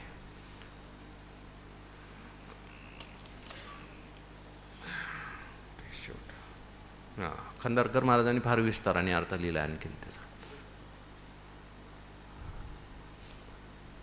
जोग महाराजांनी असा अर्थ लिहिला, जळू वर्म लागो की अशुद्धपणाला आग लागो आणि शुद्धपण चांगलं आहे असा सरळ अर्थ लिहिलेला आहे. सुखपुराणी आचारशिळा, दुःख वाटे अनर्गळा. पुराण ऐकल्यानंतर, पुराणातल्या चांगल्या गोष्टी ऐकल्यानंतर आचारशील मनुष्य आहे त्याला सुख वाटतं. पण अनर्गळ जी माणसं आहेत, वाईट वागणारी, त्यांना दुःख वाटतं. पुराणात लिहिलेलं असतं चांगलं वागा, खोटं बोलू नका, असं करा तसं करा. ते आचारशील माणसाला वाटतं वा वा आपण ह्याच्याप्रमाणे वागतोय आणि हे बरोबर आहे. पण दुःख वाटे अनर्गळ. अनर्गळ माणसाला मात्र काय वाटतं? दुःख होतं.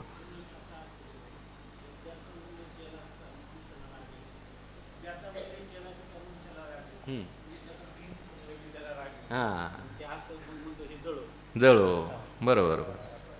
हां, बाबांनी एक अर्थ सांगितला, जळो वर्म लागो आगी. लिहिलेला अर्थ आहे. कुठल्या गात्यात येतो? बरं. जळो वर्म लागो आगी, म्हणजे परमाचं बोलणं म्हणजे त्याच्या हृदयाला लागेल असं बोललं की त्याला क्रोध येतो, म्हणजे तुझ्या म्हणण्याला आग लागेल. असं म्हणतो.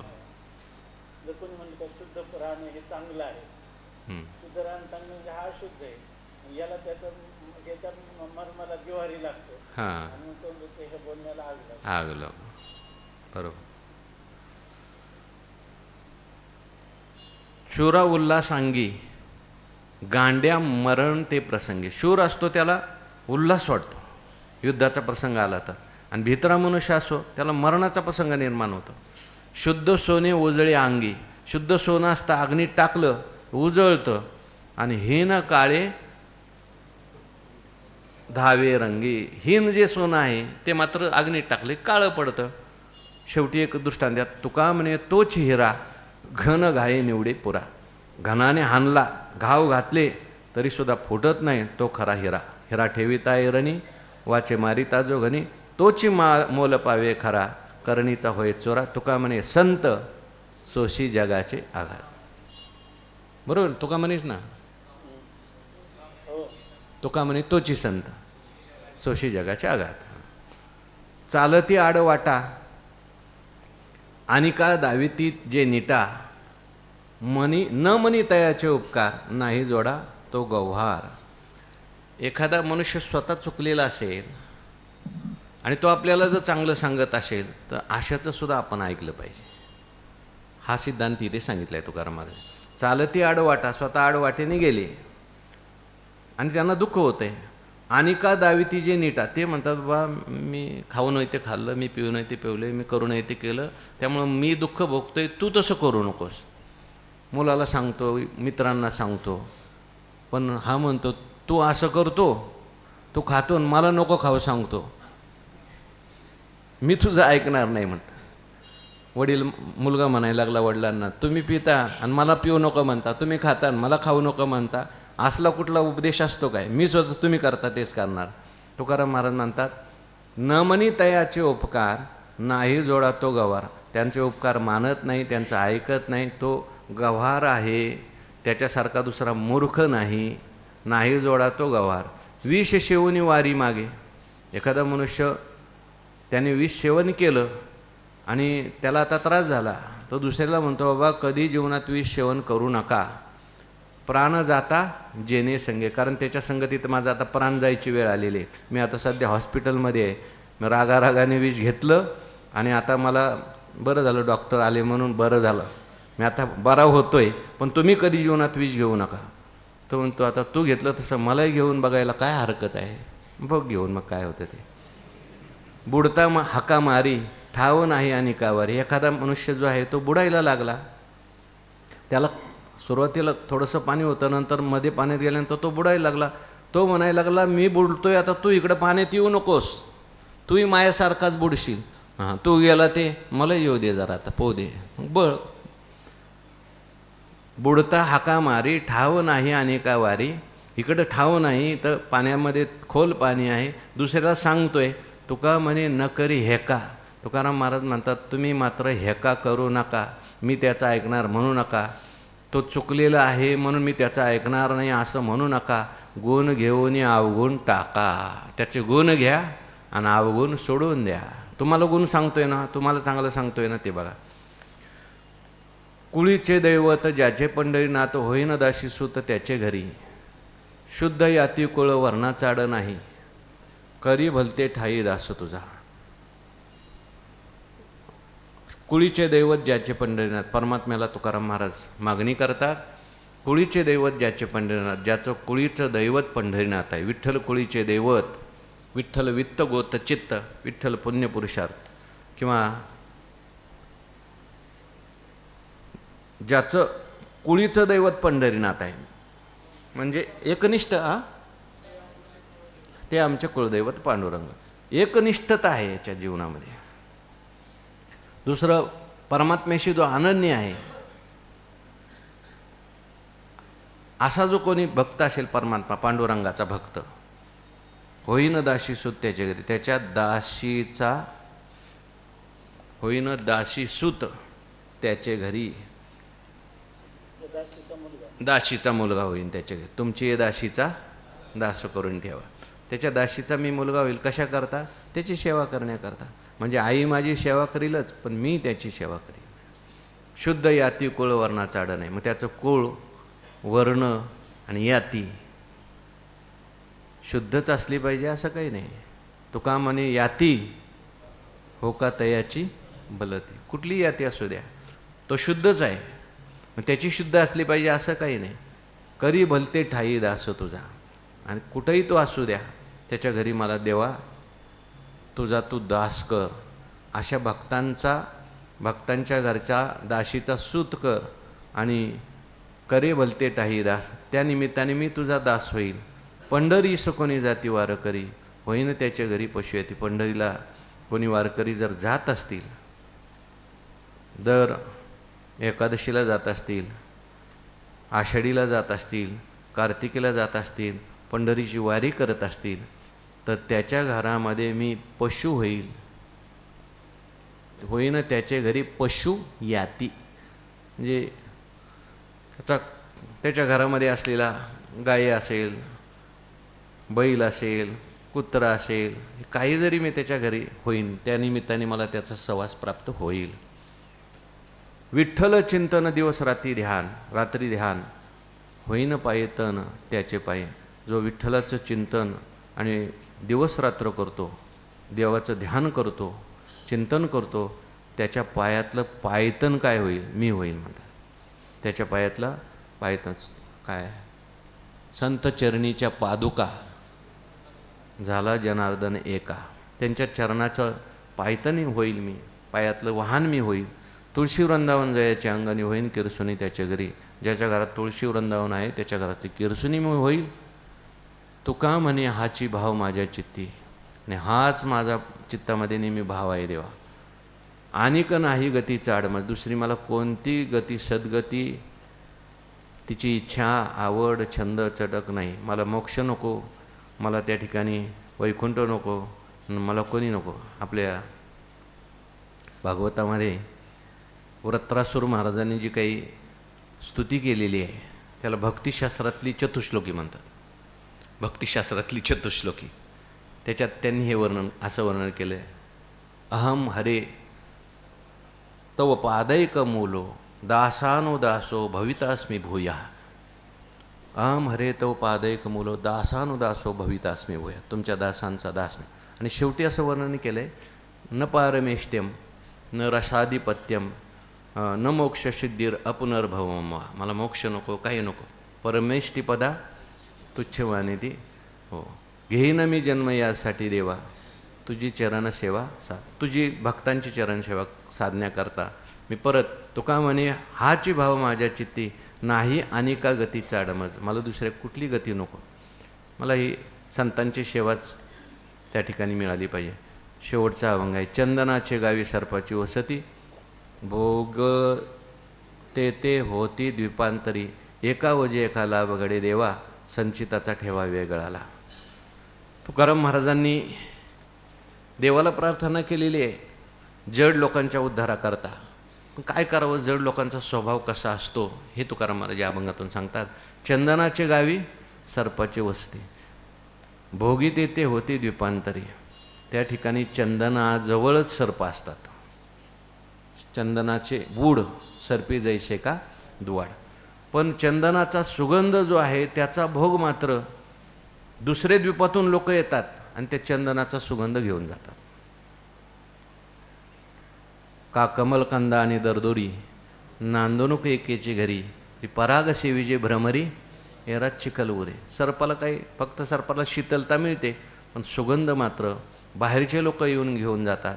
का असं होतं म्हटलं, एका वजे एका लाभ घडे देवा संचिताचा ठेवा वेगळा. प्रत्येकाचा संचिताचा ठेवा वेगळा असल्यामुळे एकाला ओझ आणि एकाला लाभ. म्हणजे ओझ वागवणारी जी माणसं आहेत, गाढवावर धान्याचं ओझ असतं पण धान्य त्याला खायला मिळत नाही. आणि खाणारी वेगळेच असतात. एकाला ओझ आणि एकाला खायला मिळालं. असं का घडलं बाबा? म्हणजे संचिताचा ठेवा वेगळा. जसं संचिताचा ठेवा असेल त्याप्रमाणे हे वेगळं घडतं. क्षीराची वसती अशुद्ध सेवावे. त्या ठिकाणी दुधाजवळच असतो पण अशुद्ध सेवन करतो. पाये पादूद पवित्र आणि गोड, पाशी त्वचेची या पदरा आड, परी आवेरुनी गोचिड. अशुद्ध काय? न सेविती ना. अशुद्धची सेवी. अर्थ तसा होत नाही ना. हां असा का? बरं असाही अर्थ करता येईल ना आपल्याला. काय फरक पडतो? असंच पाहिजे असं काय आग्रह नाही धरायचा. हां वेगवेगळे अर्थ स्वतंत्र करता. क्षीराची वसती अशुद्ध सेवावे. क्षीराची वसती महाराजांनी चांगला अपूर्व अर्थ सांगितला बघा. आणखीन एक ते म्हणतात क्षीराची वस्ती म्हणजे गायीजवळच त्या ठिकाणी दूध आहे, परंतु गाय काय करते? अशुद्ध खाते. आता गाई तर दूध गाईचं पितच नाही कधी. आणि असा एक अर्थ आहे आपला जो नेहमीचा अर्थ प्रचलित अर्थ आहे की दुधाच्या जवळच आहे गोचिड, परंतु तो काय करतो? रक्त पितो. जवळी ते जावे भोगे दुरी. हां म्हणजे जवळी ते जावे, जवळ आहे तो जातो आणि दूरचे आहेत त्याला भोग येतो. बरोबर आहे ना बाबा? दूरचे आहेत त्याला भोग मिळतो. म्हणून तुका म्हणे ऐशी बुद्धी ज्याची जड. असे जड बुद्धीचे आहेत त्याहोनी दगड बरे देवा. म्हणजे जवळ असून सुद्धा, संतांचा सहवास प्राप्त होऊन सुद्धा, संतांच्या जवळ असून सुद्धा, आळंदीत राहून सुद्धा, पंढरपूरमध्ये राहून सुद्धा जे आनंद तो घेत नसतील, सत्संग घेत नसतील माझ्यासारखे, तर ते काय आहेत? जड बुद्धीचे आहेत. त्याच्यापेक्षा दगडसुद्धा काय आहेत? बरे आहेत. पुंडलिक वरदा हरी विठ्ठल श्री ज्ञानदेव तुकाराम माऊली ज्ञानेश्वर महाराज की जय. जगद्गुरु तुकाराम महाराज की. सद्गुरु जोग महाराज की जय. बरोबर 11 वाजले.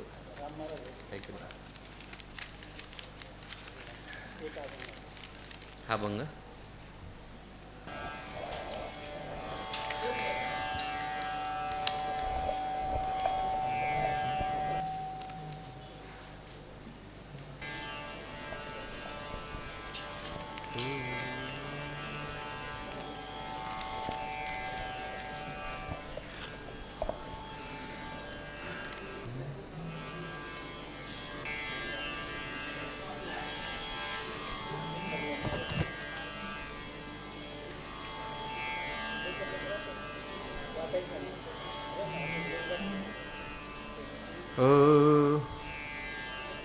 लेकुराचे हित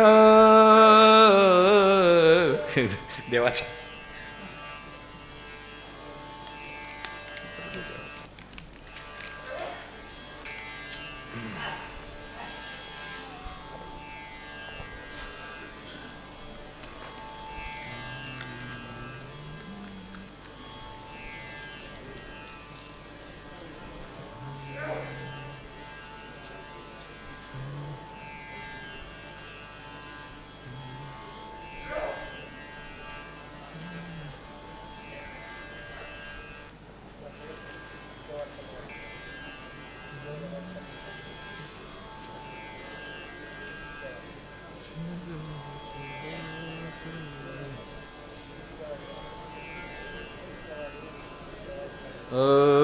चंदनाचे हात पायही चंदन.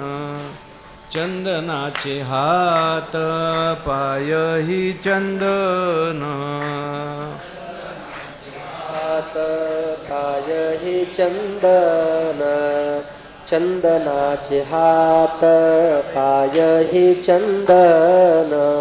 परिसा नाही हीन कोणी अंग. परिसा नाही हीन कोणी अंग. चंदनाचे हात पायही चंदन. चंदनाचे हात पायही चंदन. परिसा नाही हीन कोणी अंग. परिसा नाही हीन कोणी अंग. चंदनाचे हात पायही चंदन. चंदनाचे हात पायही चंदन दीपा नाही पाठी पोटी अंधकार दीपा नाही पाठी पोटी अंधकार दीपा नाही पाठी पोटी अंधकार दीपा नाही पाठी पोटी अंधकार सर्वांगी साखर अवघी गोड सर्वांगी साखर अवघी गोड चंदनाचे हात पायही चंदन चंदनाचे हात पायही चंदन सर्वांगी साखर अवघी गोड सर्वांगी साखर अवघी गोड चंदनाचे हात पायही चंदन चंदनाचे हात पायही चंदन तुका म्हणे तैसा सज्जनापासून तुका म्हणे तैसा सज्जनापासून पाहता वगुण मिळेची ना पाहता बघून मिळेची ना चंदनाचे हात पायही चंदन चंदनाचे हात पायही चंदन चंदनाचे हात पायही चंदन चंदनाचे हात पायही चंदन परिसा नाही हीन